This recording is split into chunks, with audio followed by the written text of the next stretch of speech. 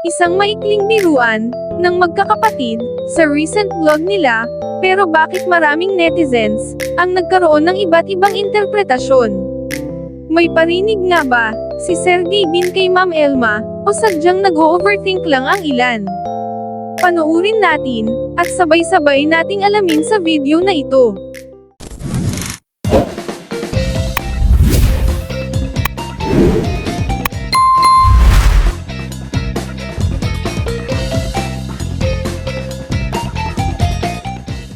Muling naging usap-usapan online ang isang simpleng biruan nina Allen at Sergey Bin.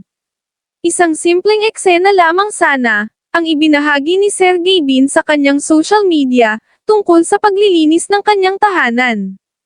Ngunit mabilis itong naging usap-usapan matapos mapansin ng ilang netizens ang naging pag-uusap nila ni Allen. Sa video, sinabi ni Allen, "Boy, huli kang naglinis, buhay pa si Papay ah." Okay. Nagalitan ka eh. Okay, naglinis ako. Wala na siya. Grabe ka naman. dahil sa maikling salitang ito, maraming netizens ang nagbigay ng kani-kanilang opinyon. May ilan na nagsasabing, maaaring may mas malalim na kahulugan ang mga salitang binitiwan. Ang iba naman ay nagtatanong, kung may kaugnayan ba ito kay Ma'am Elma. Marami ang nakapansin na noon, si Ma'am Elma, ang madalas na nakikitang nag-aasikaso at naglilinis sa bahay ni Sergey Bin.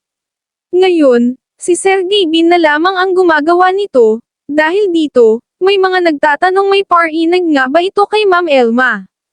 Gayunman, may ilan ding naniniwalang wala itong kinalaman sa anumang isyu o sa kanilang nakaraang relasyon. Dahil dito, nananatili itong interpretasyon lamang ng ilang netizens.